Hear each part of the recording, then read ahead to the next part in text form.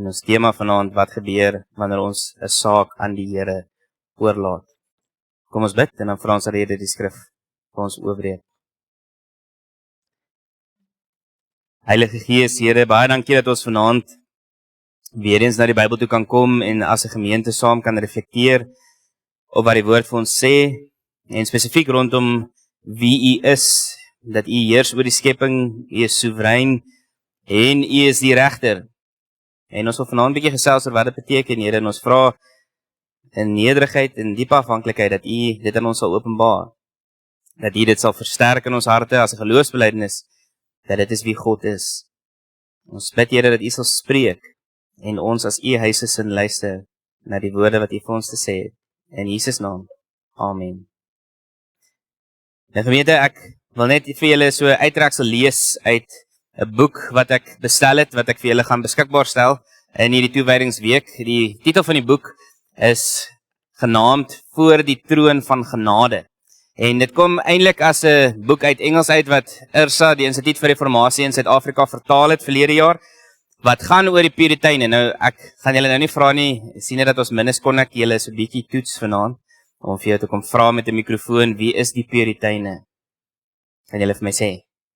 Maar net in kort, die Puriteine was 'n groep gelowiges wat verhuis het uit Skotland uit Amerika toe, en hulle het 'n brandende behoefte gehad dat geloof nie net lippetaal moet wees nie. Dit moet eintlik, soos wat julle sal onthou toe ek gepraat het oor Bonhoeffer, dat geloof in aksie moet oorgaan. Dis eintlik wanneer geloof dan werklik waarde het en wanneer dit 'n verskil maak in mense se lewens. So die Puriteine staan bekend as 'n groep mense wat nie wetties wou wees nie, maar wat die wet van God ernstig wou opneem. Wat nie te ver emosioneel wou wees nie, maar ook vir ons wou leer dat belewenis maak saak, want wanneer jy iets beleef, wanneer jy iets ervaar, in Afrikaanse styl, wanneer iets jou hart roer, dan begin dit jou aan die beweeg bring. En dan bly dit nie net kopkennis nie. Dit raak jou hart. En hulle het baie te maak gehad met gebed en baie geskryf oor gebed. En ek wil net in hierdie toewydingsweek bietjie met julle gesels daaroor ook. So ek wil vir julle net 'n uittreksel gee uit hierdie boek uit.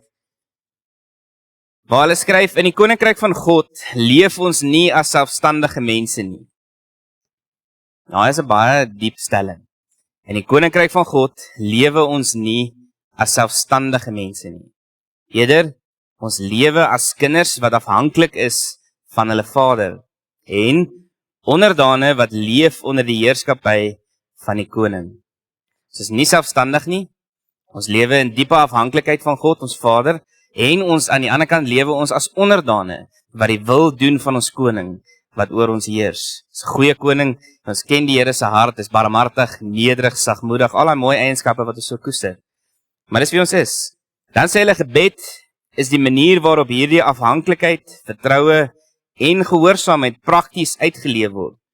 Dit is hoe ons luister, dis hoe ons smeek, dis hoe ons die Here dank, teenoor die Here bely wat ons van hom koester en glo, dis hoe ons pleit en rus in God se wil. So kan julle hoor, as julle een ding hoor vanaand, wil ek julle moet hoor dat gebed is baie diep. Is nie eendimensioneel nie. Is nie oppervlakkig nie, en dit bestaan uit 'n klomp dinge uit. Dis nie net jy wat vra nie. Dis nie net soos my juffrouens op skool my geleer het, en ek weet nie of julle dit al vir julle kinders geleer het nie, jou asseblief mandjie en jou dankie mandjie, en wat die een met die swaarste weeg, dis dieper as dit. Dis dieper as dit. Alhoewel daai belangrik is om te meet of jy net vra. Of jy net vra. So, ek wil net jy met so 'n paar vrae bietjie oor reflekteer. Een wil ek vir julle vra in hierdie toewydingsweek. Wat dink jy is gebed werklik? Volgens die skrif. Ek wil julle met in hierdie week bietjie daaroor gaan dink. Wat is gebed werklik volgens die skrif? Waaruit bestaan dit? Hoekom het die Here dit vir jou gegee? Gaan dit net oor praat? As ons sê ons luister in gebed, hoe lyk dit? Wat beteken dit? So kan julle sien, ek wil julle 'n bietjie gaan dink oor wat leer die Bybel hieroor? Wat leer die Bybel hieroor? Wat is gebed werklik volgens die skrif? 2. Waarom skenk die Here gebed as gawe aan sy kerk? In ander woorde, hoekom het jy dit? Hoekom is dit die wyse waarop die Here wil hê ons moet so met hom kommunikeer? Deur gebed. Kom gee hy dit vir jou. Wat is die doel? 3. Hoe bid ons in gehoorsaamheid aan God se wil? Wat is die verskil byvoorbeeld tussen 'n voorskriftelike gebed en 'n nederige gebed in diepe afhanklikheid. Wat is die verskil? My so interessant, ek net omdat ek my dogtertjie sien rondhardloop, is nie lank terug nie wat ek dit ook gedoen het in die kerk en dan hier by die dominee kom sit het altyd. Hy was nie my pa nie, maar ek het hier by sy bene gesit en dan het hy my besig gehou terwyl hy gepreek het. En dan het my ouma dood gestres. So Jasmine, wees kalm. Ek dink die gemeente, julle is kalm, nee. Goed. Is rustig. So, hoe bid ons in gehoorsaamheid aan God se wil? En dan nog 2 vragies. Waarvoor mag ons bid? En hoe onderwerp ons begeertes aan die Here se wysheid? Hoor julle die vraag? Waarvoor mag jy bid? En hoe onderwerp ons eie begeertes aan die Here se wysheid? As hy soms vir jou sê, nee, nie nou nie, of wag 'n bietjie. Ja, great. Of wag 'n bietjie. Laastens, wat beteken dit om volhardend te bid, ook wanneer antwoorde bietjie lank vat? Wat beteken dit om volhardend te bid, ook wanneer antwoorde dalk bietjie lank vat? So, wat die Puriteine geskryf het, daar's een van hulle bekend as John Bunyan, en ek gee net 'n definisie, as inleiding vanaand, gee hy die volgende definisie. Hy sê, ware gebed is die uitstorting van die hart teenoor die Here, ons Here Jesus Christus, in die krag van die Heilige Gees, met belydenis van sonde en danksegging vir genade, volgens die wil van God. Hoor julle die diepte weer eens, hoe hulle gedink het oor gebed, waartoe hulle jou en my oproep as ons dink oor gebed in hierdie week. Ek gaan net weer vir julle lees. Ware gebed is uitstorting van die hart tot die Here. Die uitstorting van jou hart teenoor die Here. Deur ons Here Jesus Christus. Met ander woorde, wanneer jy jou gebede afsluit, dan sê ons bid dit nie uit verdienste nie, maar uit genade. In die naam van ons Here Jesus Christus. Sien julle hoe prakties dit raak? Hy is ons ewige middelaar. Dan, dis in die krag van die Heilige Gees. Jy het vanoggend gehoor, wanneer jy nie weet wat of hoe jy behoort te bid nie, dan staan die Heilige Gees jou by, en die Heilige Gees pleit vir jou. Hy tree vir jou in. Daarom is jou gebede altyd in krag van die Heilige Gees. En dan gaan dit gepaard met belydenis van sonde, danksegging vir genade, en dis altyd volgens die wil van God. Nogtans nie my wil nie, Vader, maar u wil geskied. Hoor julle die gesindheid weer eens van gebed, in daardie hoedanigheid. So, met dit gesê, kom ons gaan na Romeine 12 toe, waar Paulus vir ons riglyne gee vir die Christelike lewe. En ons gaan net lees vers 17 tot 21. So Paulus sê in vers 17, moenie kwaad met kwaad vergeld nie. Wees goedgesind teenoor alle mense. En as dit moontlik is, sover dit van julle afhang, leef in vrede met alle mense. Moenie self wraak neem nie, geliefdes, maar laat dit oor aan die oordeel van God. Daar staan immers geskrywe, dit is my reg om te straf, ek sal vergeld, sê die Here. As jou vyand honger is, gee hom iets om te eet, en as hy dors is, gee hom iets om te drink, want deur dit te doen, maak jy hom vuurrooi van skaamte. Moet jou nie deur die kwaad laat oorwin nie, maar oorwin die kwaad deur die goeie. Net tot sover. Moet jy nie deur die kwaad oorwin nie, maar oorwin die kwaad deur die goeie. Nou gemeente, ek het bietjie gaan dink oor hoe, as ons praat oor God as 'n regter, het ek bietjie gaan dink oor hoe praat ons daaroor in 'n wêreld waar jy howe het, waar daar regters is wat aangestel is om besluite te neem as daar twee partye nie tot 'n ooreenkoms kan kom nie, of as daar 'n wet is wat oortree word. As ons dan as mens kan praat van institusies het, hierdie instansies het, organisasies het, hoekom het ons dan eintlik 'n opperregter nodig? Dis die eerste vraag. Wat is die verskil tussen God as regter en iemand anders wat dien as regter, in die ampt van regter? So ons het al hierdie owerhede, en Paulus sê vir ons in Romeine 13, dat God hierdie owerhede in plek gestel het, dat geen gesag wat daar in die wêreld is, van die regering, 'n amptsdraer, wie hulle ook al mag wees, het daardie gesag op grond van hulle eie hoedanigheid nie. God het dit vir hulle geskenk, en daarom is die staat eintlik onderdanig aan God se heerskappy, altyd. En daarin lê daar vir die gelowige 'n baie diep troos, want dit sê vir my en vir jou, dat geen onreg wat in hierdie wêreld gepleeg word, gaan ons ongesiens verby nie. Die Here let op dit, die Here sien dit, en so wat die Bybel my leer, die Here vergeet nie. Hy hou rekord. En julle sal onthou, en dit is my interessant, ek wil hê julle moet bietjie gaan oplet, ons het nou weer verkiesing in hierdie jaar in Suid-Afrika, En in die westerse wêreld het ons hierdie gebruik gehad dat as 'n amptdraer bevestig word, dan het hy gewoonlik in sy inhuldigingsseremonie, was daar 'n moment waar hy sy regterhand op die Bybel gaan neersit het. Om te sê op grond, is eintlik 'n erkenning gewees, om te sê dat hierdie boek, die woord van God, bepaal ons etiek, ons morele waardes, ons onderbou, eintlik as ons dit mooi kan stel, ons ruggraat. En dit is waar volgens die samelewing ons moet oordeel, of ons 'n goeie werk doen, al dan nie. En het julle gesien, toe die nuwe burgemeester van New York ingehuldig is, het hulle nie vir hom die Bybel gebring nie, maar sy geloofsboek, die Koran, om sy hand op die Koran te sit toe hy ingehuldig is as 'n moslim. Die gedagte wat ek net daardeur vir julle wil sê vanaand is, dat ons as 'n westerse wêreld het so bietjie wegbeweeg van hierdie beginsel af, dat God heers as regter oor 'n staat, oor 'n samelewing en oor 'n kerk. En dat amptenare is onderdanig aan die Here. Want as daar nie 'n opperregter is nie, wat vorm?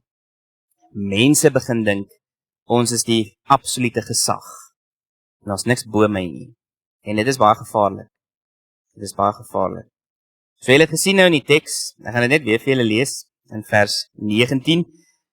Moenie self wraak neem nie, geliefdes, maar laat dit oor aan die oordeel van God. Want daar staan immers geskrywe, dit is my reg om te straf, ek sal vergeld, sê die Here. Nou ek wil net vanaand bietjie met julle gesels oor wat hierdie beteken. Hoekom sê Paulus vir ons moet dit oorlaat aan die toorn van God, as ons dan nou regters op aarde het, om hierdie dinge tussen ons uit te sorteer. In 1 Korintiërs 6 en in die Korintiërsbriewe lees ons ook dat dit eintlik 'n vernedering is vir die kerk, as ons nie tussen mekaar tot 'n vergelyk kan kom nie, en ons gaan dan na 'n aardse hof toe, om tussen ons te besluit.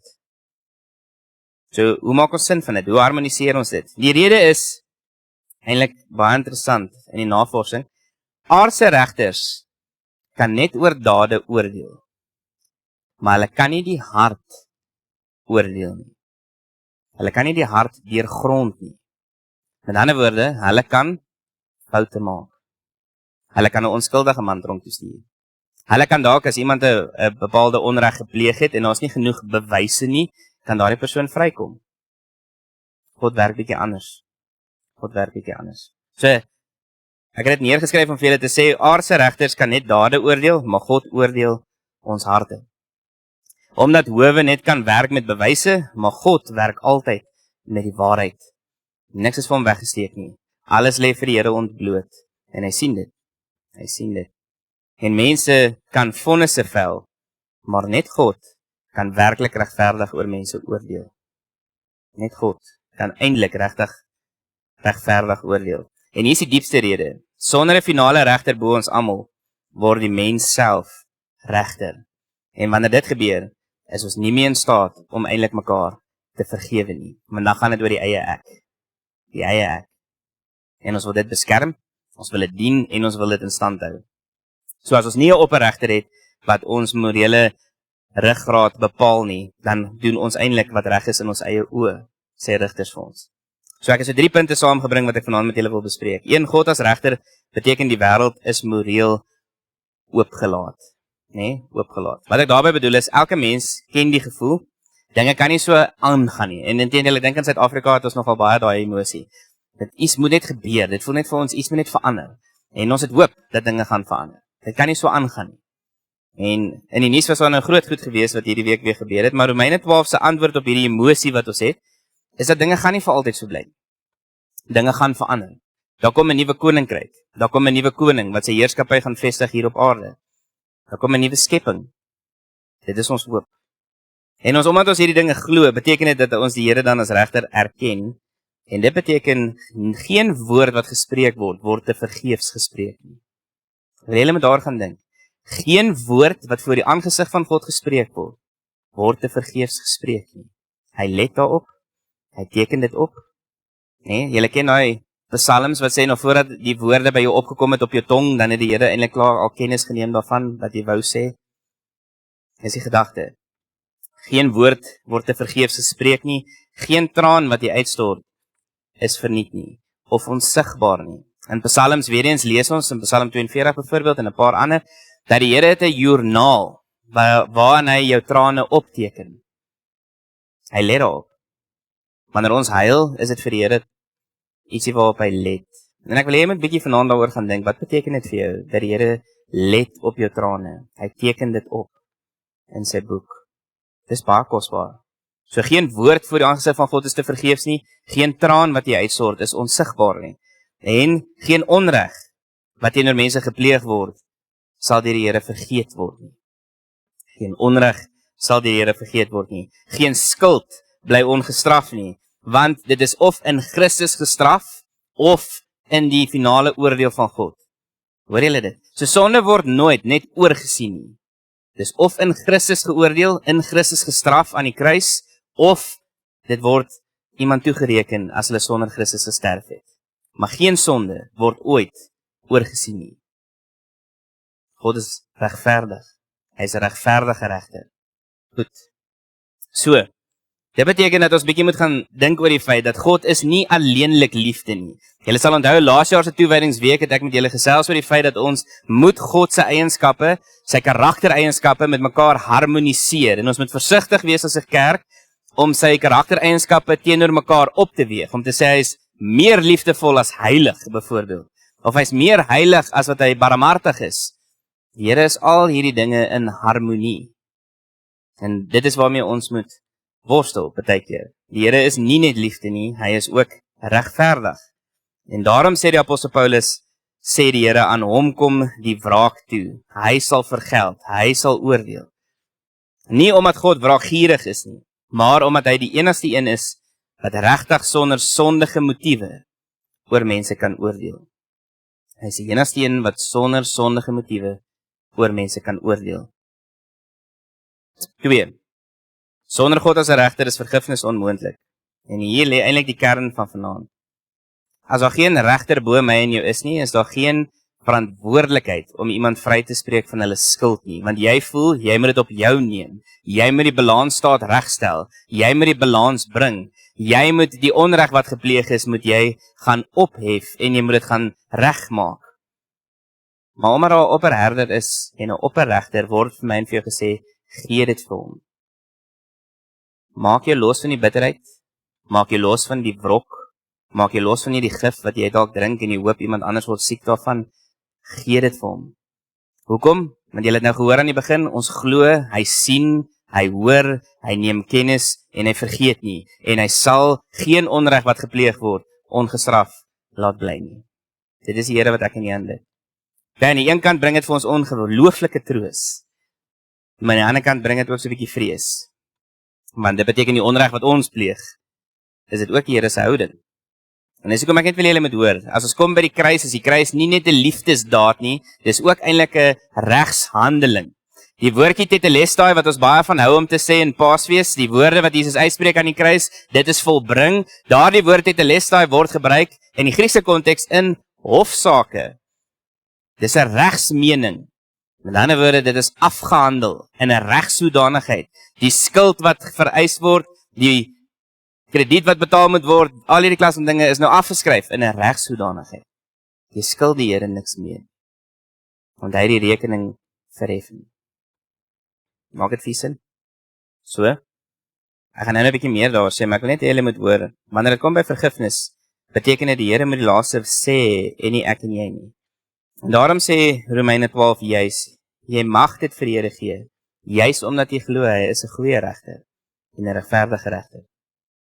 Jy mag met die Here praat daaroor. Jy mag met die Here praat oor iemand anders se hart. Ek wil dit regtig sê, jy mag bid oor iemand anders se saligheid. Jy mag bid oor onreg wat mense jou aangedoen het. Jy moet dit voor die Here se voete gaan neerlê. In plaas daarvan om dit net te dra en heeltyd hierdie las op jou te sit, gee dit vir hom. Gee dit vir hom.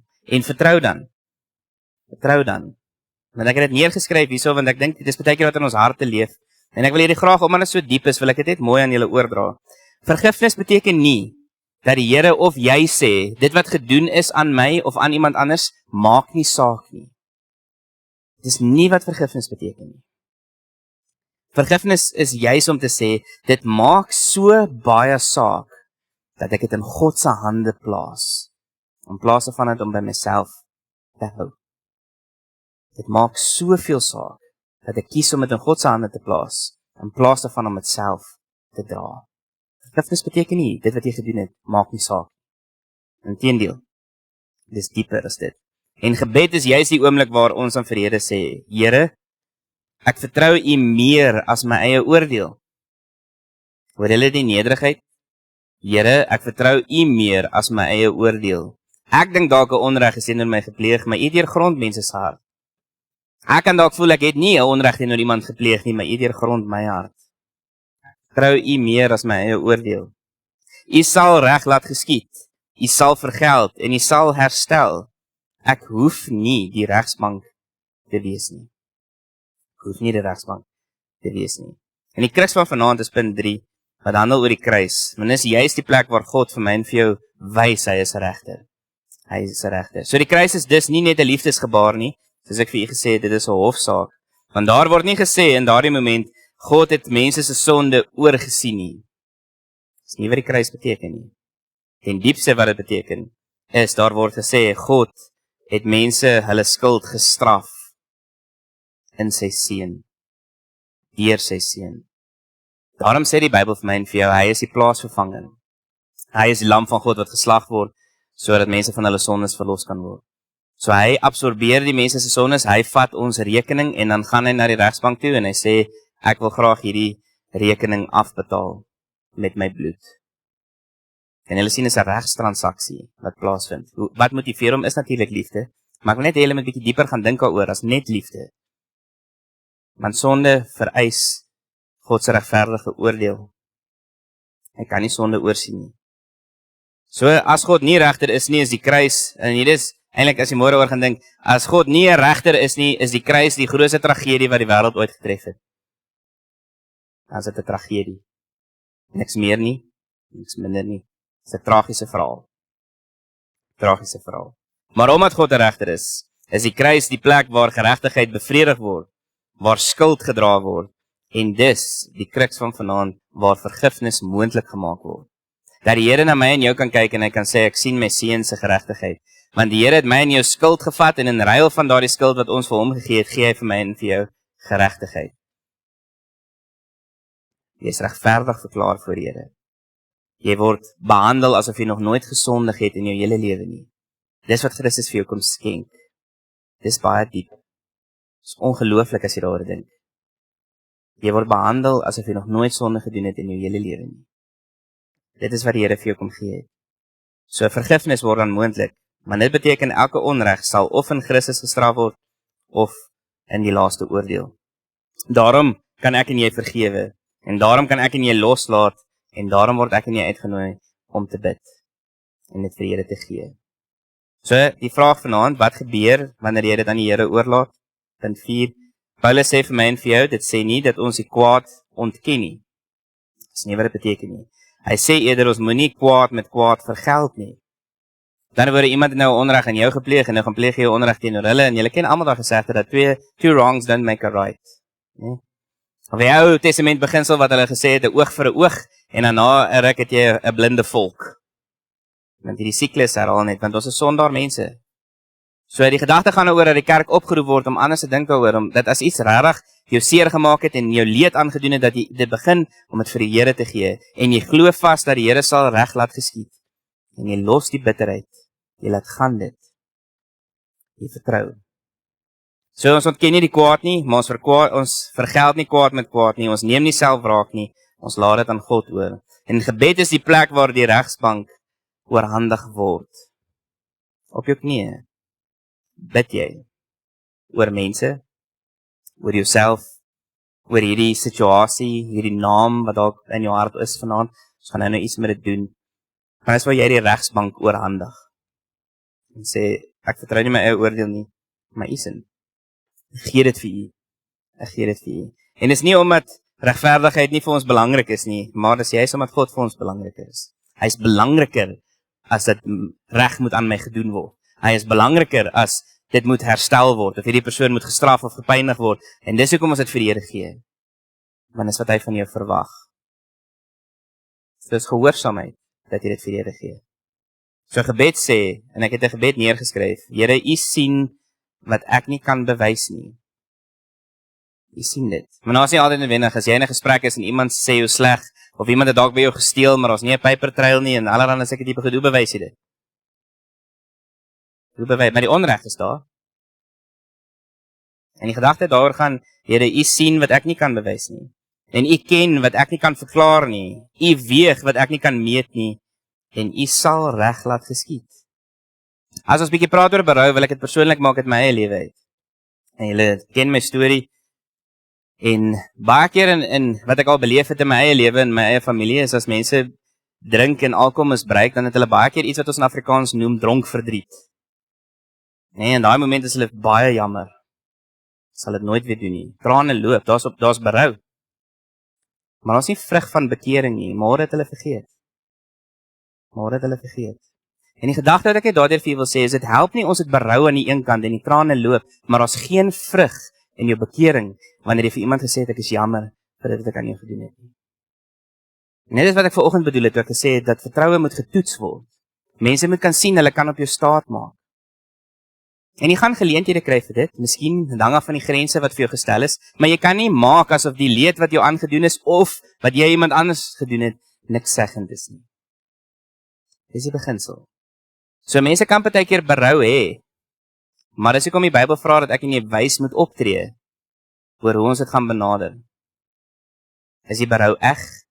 Is daar vrug in mense se bekering? Kan ons dit toets? Partykeer is afstand in daardie konteks nodig. Dis nie harteloos of koud nie.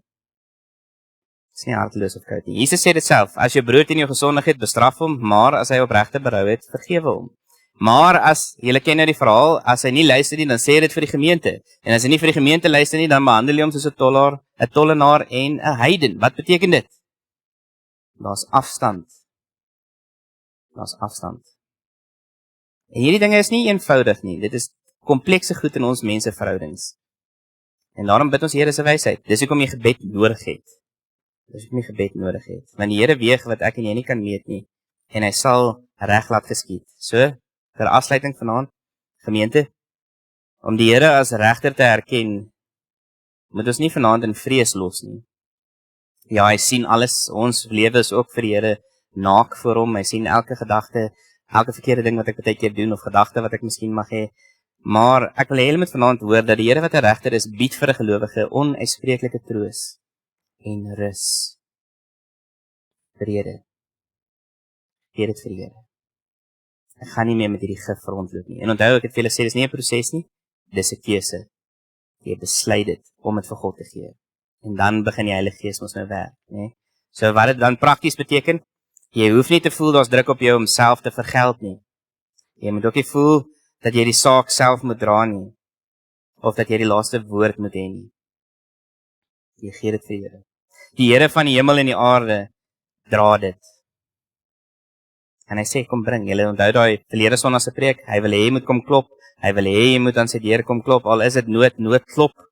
En as 'n irriterende man jou eventually sal help net om van jou ontslae te raak, hoeveel te meer is jou Vader nie bly dat jy kom klop aan sy deur nie.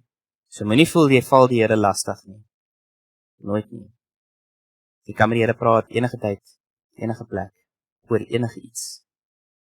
Dit is ongelooflik. So, die Here van die hemel en aarde dra dit, en ter afsluiting, daarom kan ek en jy bid, Here, ek gee hierdie saak aan U oor, ek gee die reg oor, ek gee die oordeel oor, want U is die regter, en U sal reg laat geskied, volgens U wil.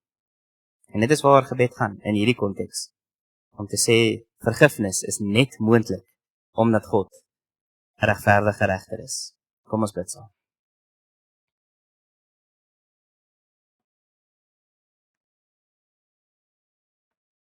Ons Vader wat in die hemel is, Here, dankie dat ons vanaand net weer kan hoor, dat ons nie alleen aan hierdie laste dra, of onreg dra, wat ons miskien beleef op hierdie aarde nie.